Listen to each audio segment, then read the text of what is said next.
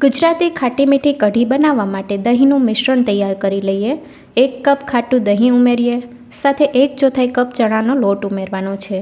દહીં સાથે લોટ બરાબર મિક્સ કરી લઈએ। શરૂઆતમાં પાણી નથી ઉમેરવાનું, લોટ અને દહીં મિક્સ થઈ ગયું છે। હવે 2 કપ પાણી ઉમેરીએ, તો ટોટલ 2.5 કપ પાણી ઉમેરવાનું છે। અત્યારે 2 કપ પાણી ઉમેરીને મિક્સ કરી લઈએ।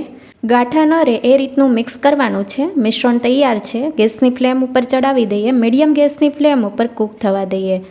સતત આ રીતે હલાવતા રહેવાનું છે જેથી દહીં ફાટી ન જાય। એક ઉકાળો આવે એટલે 1 ચમચી આદુ મરચાંની પેસ્ટ, સ્વાદ પ્રમાણે મીઠું, ગળપણ માટે 2 ચમચી ખાંડ ઉમેરીએ, તમે ગોળ પણ ઉમેરી શકો છો। મિક્સ કરી લઈએ।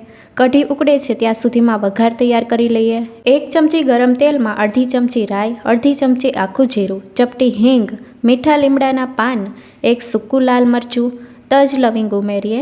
1/4 ચમચી મેથી દાણા ઉમેરીને વઘારને બરાબર મિક્સ કરી લઈએ। ગરમા ગરમ વઘારને કઢીમાં રેડીએ। ઢાંકણ ઢાંકી દઈએ જેથી સૂકા મસાલાનો ફ્લેવર કઢીમાં સારી રીતે આવી જાય। કઢીમાં વઘાર બરાબર મિક્સ કરી લઈએ અને હવે કઢીને થોડી પતલી કરવા માટે અડધો કપ પાણી ઉમેરીએ।